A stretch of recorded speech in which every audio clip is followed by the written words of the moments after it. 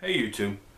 Hey, just want to do a quick review of a gun that I finally got in after 6 months, been on a waiting list. So just I'm not going to go into detail, specifically details, as some of the other guys do on YouTube. There's a guy, if you want a lot more detail, and he does a lot better job than what I can do. His name is Sootch00, SOOTCH00. Has a hell of a video about this. Check him out, which he does a hell of a job reviewing, so I like watching him and using him for a reference. So I'm just going to be doing this with a comparison. This one is it's a Beretta. It's my son's gun. It's a little airsoft. But when I had my M9, this thing was identical to the size to my M9, so I'm just going to be using this one as a size comparison. The review is on a Glock 20. I finally got this at my local gun shop. It took 6 months of waiting, and I finally got it in. There's the business end. All business. So, safety check. The gun's never been racked.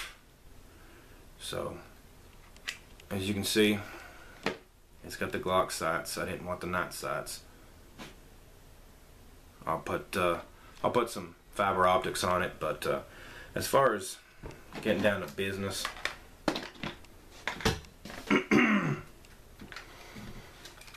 the gun is virtually, it's almost identical in width to an M9, and height, it's about an inch taller, 3/4 of an inch than a Glock 20, because of a beaver tail that an M9 has.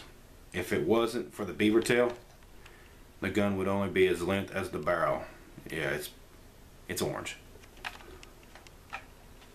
Grips is about the same as the Glock 20. So you know the M9 has a big ass grip, so it's what that Glock 20 has. The Glock 20 is also about the same size. It's based on the Glock 21's frame and the slide. There might be a little bit of differences, but if they are, I haven't looked into the Glock 20s. I've seen them and I've compared them. If it is, it's splitting hairs. So the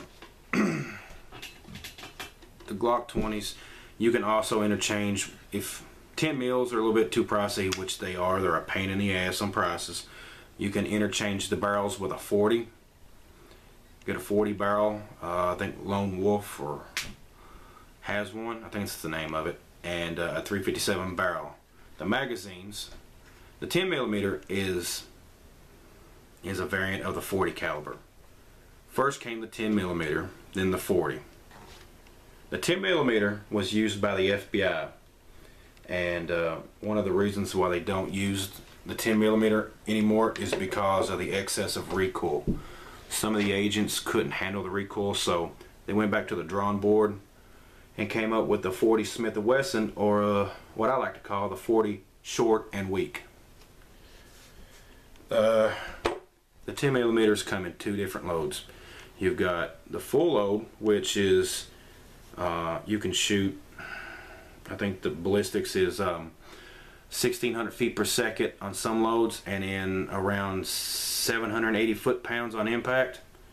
I've got the Hornady XTP 155 grain, which these are probably along the lot loads. So if I take it to the range, this is what I will be using.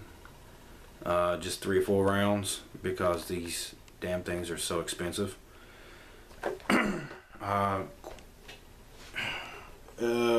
If you ever watched Miami Vice, the old 80s show, Don Johnson used a Brand 10. That was one of the first guns to use the 10mm. If you can find a Brand 10, they're highly collectible. There's still a few gun manufacturers that make the 10mm, Glock being one, Kimber, Colt, Smith & Wesson, EAA. So as far as price wise, if you're hell bent on a 10mm, the Glock is probably, and the EAA. I had an EAA, they were my first gun. They're an excellent gun, there's nothing wrong with them. And some of the models is a little bit cheap, just like any gun manufacturer. Like Glock makes the Sigma, which some of you guys know the Sigma is a piece of shit series. So the Kimbers, they can be an excessive, well, you all know, if you know guns, you know Kimbers. Kimbers are an excellent gun, but you're gonna pay through the nose. The Smith & Wessons, I don't know the prices on them. There was a Colt Delta Elite 10mm. The gun shop had it for $1,300. So just to let you know, if you're going to buy a Glock 20, this is the SF. The SF is only about 1/8 of an inch, give or take. They take off the back strap a little bit, so for people with smaller hands, the SF is what they go with. Personally, I would have liked the full frame because I've got large hands, so it wouldn't have bothered me. But this is all they could get, so I jumped on it. So if any of you guys are interested in buying one, this is what I paid for mine, and that is affordable for a Glock 20 or a 10mm. So that is about what you're going to pay for one minimum.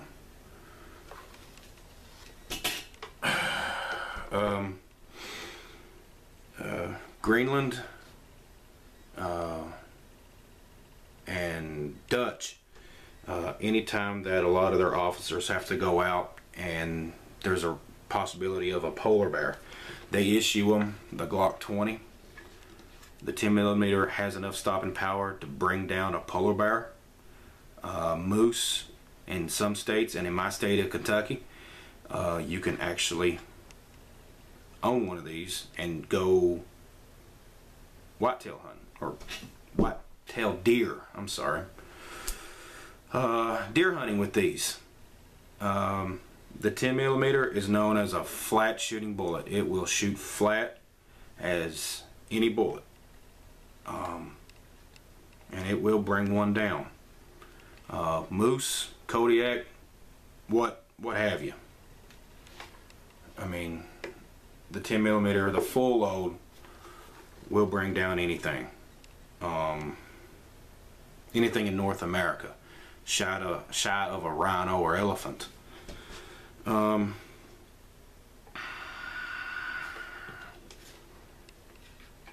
If you're in one of the states that are fortunate to have open carry, which I am, I may consider this as an open carry gun. I'm not big on open carry. I love open carrying, but you know,